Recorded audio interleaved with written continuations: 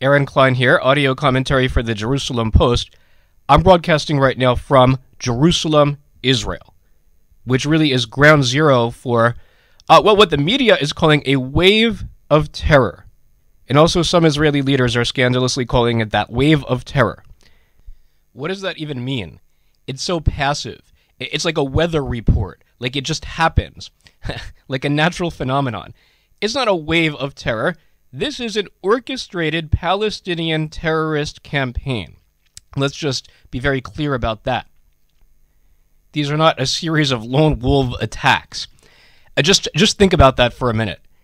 Do you honestly believe that Palestinians at about the exact same time just happen to pick up knives and stones and Molotov cocktails and bombs, and then they just happen to carry out attacks one after the other many times throughout the day, including sometimes by the hour? As you can see today, so far in Israel, 3 murdered, dozens wounded in at least 5 attacks in eastern sections of Jerusalem, in Ra'anana and beyond. This is happening as the Palestinian rent-a-mobs in eastern sections of Jerusalem, in the West Bank and beyond, are clashing with the Israeli police. This is orchestrated from start to finish. It's a coordinated campaign. So the immediate question becomes, by whom? Who is behind this? Who stands to gain by this? And actually, what is really happening? Because what's happening is quite different, I think, from really any of the other, I hate to use the word, we're not allowed to use this, it's the one where it's like the biggest curse word right now in Israel, and that is intifada. It's true, we're not yet at an intifada, but we are, I would call this kind of almost a little mini intifada. But it's different from any other that we have seen in the past. How?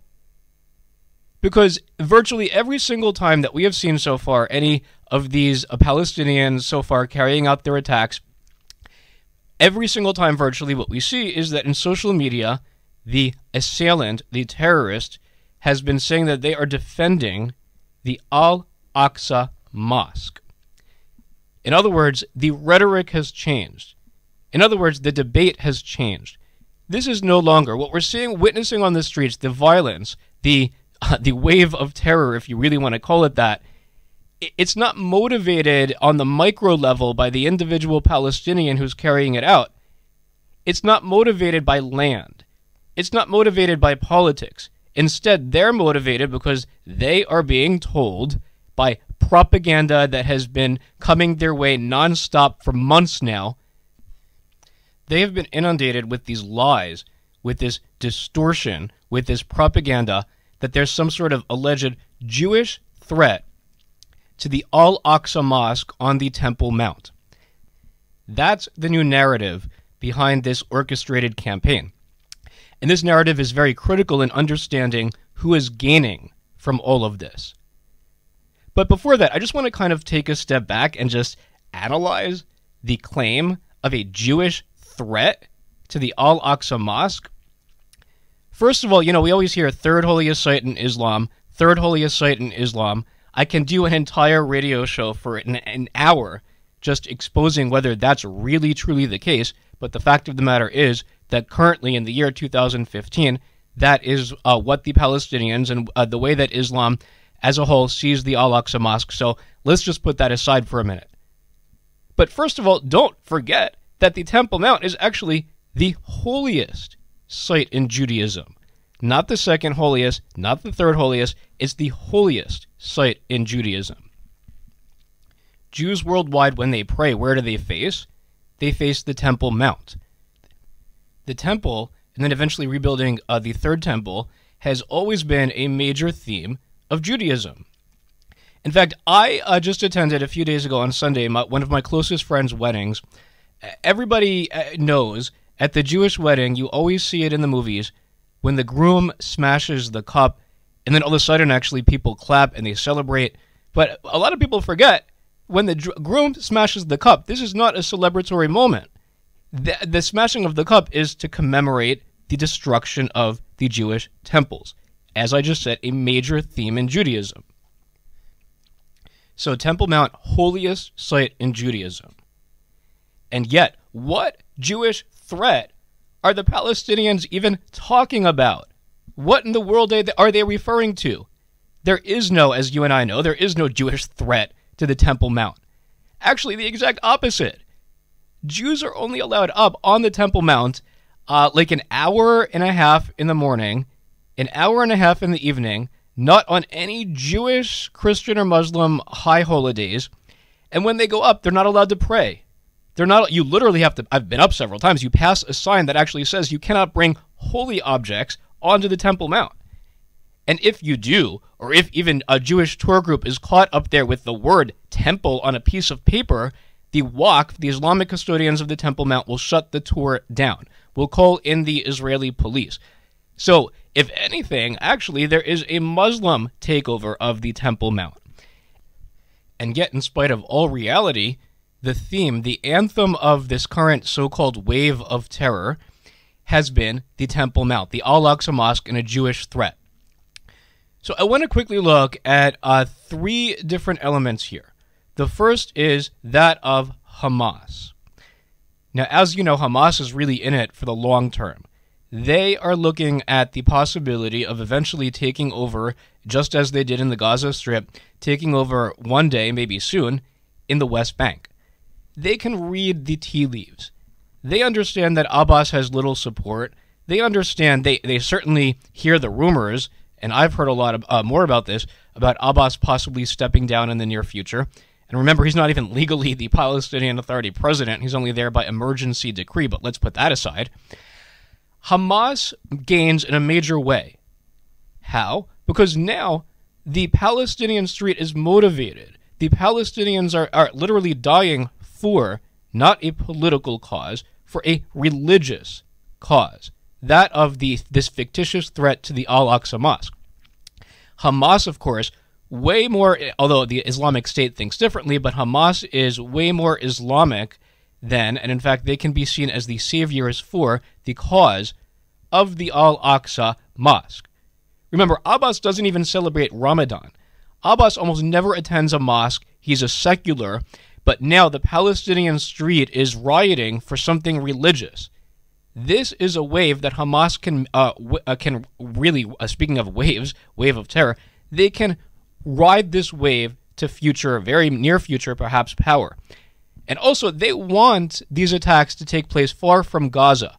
They don't want to draw Israel back into a war in the Gaza Strip.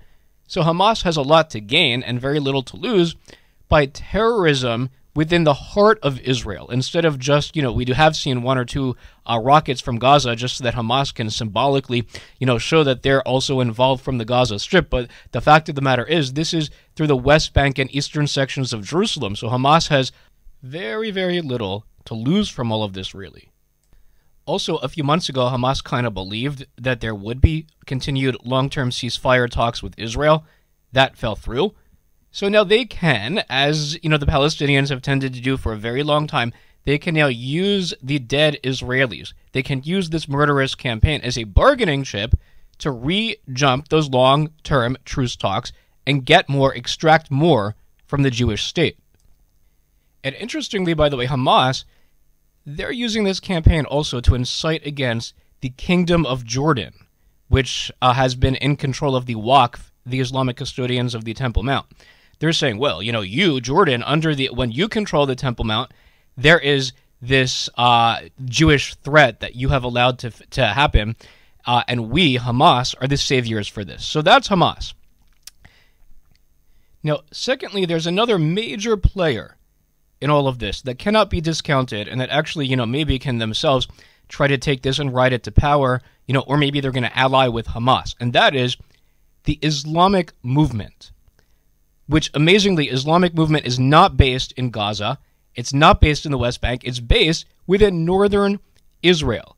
They've been behind orchestrating a lot of these so-called claims of the Jewish takeover of the Temple Mount, and they've been behind a lot of the orchestrated violence, these so-called Palestinian youth. They're not just innocent little Palestinian youth. They're militants with stones, with Molotov cocktails, with firebombs on the Temple Mount. So, little mentioned, but we do need to pay very careful attention. to the Islamic movement and to what they want and what they're going to gain from all of this. Now, third, of course, as always, we've got the Palestinian Authority. Abbas understands he needs to get involved on some level because he needs to ensure that this so-called wave of terror, which is partially being orchestrated by actually people who oppose him, he needs to regain the momentum. Thus, you see Fatah participating in a major way. Plus, yes, even though the dialogue now favors Hamas and is about religion in the Al-Aqsa Mosque, of course Abbas knows history. He has seen time and again exactly how to get his way through violence, through the Intifada.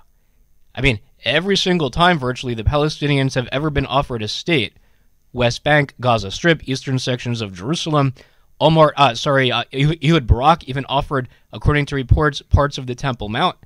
What do the Palestinians do? They turn it down because they don't want a state. They want a state to replace Israel, not alongside Israel, but they don't just turn it down. They turn it down and they launch terrorism. They launch violent campaigns and then use that to try to ride the wave, so to speak. Keyword here today is wave, to future power. And you know what? It worked for them every single time, so they're trying it again. Why not? I mean, after all, the Palestinians have seen for decades now, their road to relevance is paved through Jewish blood. And it's the Jewish blood that continues to be spilled as the Palestinians fight out this internal battle for who takes over, a battle that is now being played out on the streets of Israel, where the body count of dead Jews keeps rising, and where I am broadcasting from right now.